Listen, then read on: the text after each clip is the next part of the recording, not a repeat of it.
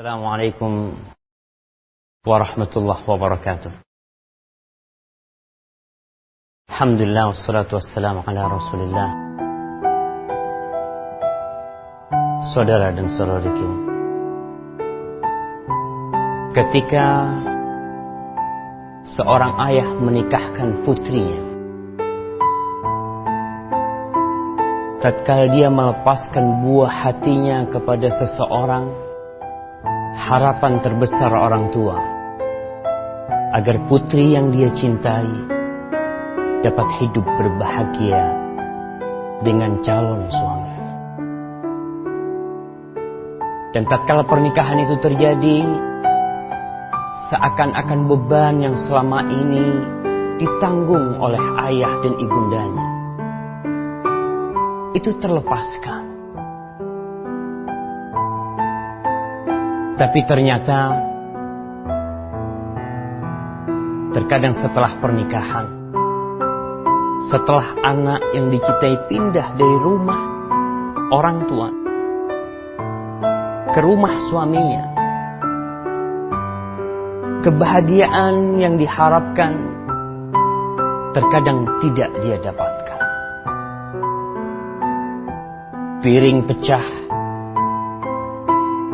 suara teriakan yang terkadang sampai didengar oleh tetangga, itu terjadi. Tapi seorang wanita yang solehah, seorang istri yang tahu dengan posisi dirinya, dan dia mengetahui bagaimana orang tuanya telah lelah dan susah payah mendidiknya, dia akan berusaha sekuat tenaga untuk menyelamatkan bahtera dan rumah tangganya.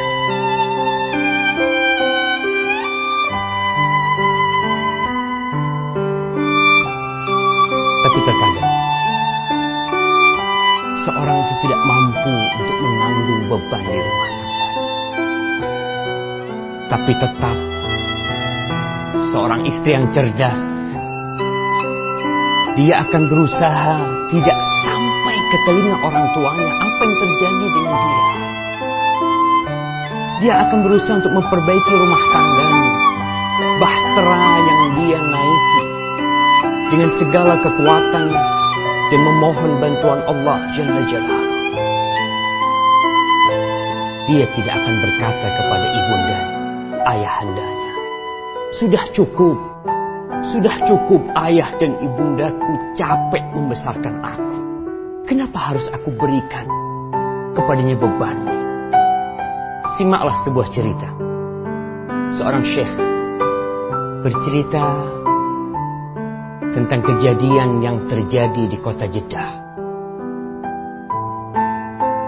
Di sebuah rumah tangga terjadi keributan, sehingga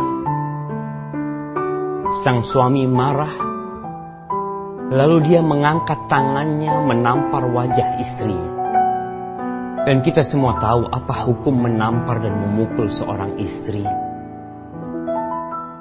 Islam tidak mengajarkan hal itu. Tapi sang suami karena khilaf, akhirnya dia menampar wajah istrinya, dan sang istri menangis. Makhluk yang begitu lemah lembutnya ditampar dan Allah melarang untuk melakukan hal itu. Si istri menangis. Dan dalam kondisi dia menangis, dalam kondisi keributan di rumahnya terjadi, terdengar suara ketukan pintu. Maka akhirnya sang suami mendatangi pintu, dan biasa di pintu itu ada lubangnya untuk melihat keluar yang sedang datang. Subhanallah, bayangkan yang datang adalah orang tua istrinya dan saudara-saudara. Orang tua istrinya dan saudara-saudaranya datang dalam kondisi rumah sedang terbakar. Akhirnya sang istri tahu yang datang orang tuanya, istrinya masuk ke dalam rumah, mencuci wajahnya, dan dipersilahkan orang tuanya untuk masuk. Ketika ayah ibundanya masuk ke dalam rumah dan kerabatnya, sang putri menghadapi bapak ibunda dengan air mata yang masih menetes di wajah. Sang ibu sama ayah tanya, "Nak, kenapa kau nangis, nak?" Sang anak mengatakan, "Ya Allah, Abah sama Umi, ya anak kangen sama Umi," kata dia. "Anak kangen sama Umi, ternyata Allah kirim Abah sama Umi ke sini," kata dia. Subhanallah. Sang suami yang awalnya berpikir habislah rumah tangganya, mendengarkan hal itu, sang suami keluar rumah. Dia berusaha untuk menjamu mertuanya, dia beli makanan di luar, mungkin di rumahnya nggak ada makanan. Dan sebelum sampai rumahnya, sang suami mampir ke toko emas. Dia beli emas, sabuk dari emas, seharga 1.000 real, kira-kira 33 juta. Akhirnya dia pulang ke rumahnya, dia jamu orang tuanya, seakan-akan tidak ada apa-apa di rumah. Selesai ngobrol, makan, mertuanya pulang, sang suami mendatangi istrinya. Istri yang telah dia zalimi. Istri yang begitu cerdas dan bertakwa kepada Allah Jalla Jalla. Dia berkata kepada istrinya, dia memohon maaf kepada istrinya tentang apa yang dia lakukan. Lalu dia memberikan hadiah itu kepada istrinya sambil mengatakan, "Ini bukan apa-apa buat engkau. Anti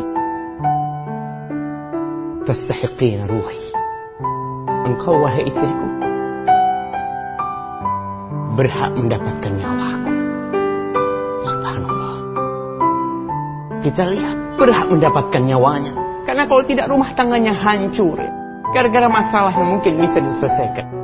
Maka harapanku kepada para wanita, bila ada masalah, cukuplah. Orang tuamu sudah capek, selesaikan masalahmu sambil memohon bantuan kepada Sang Pencipta.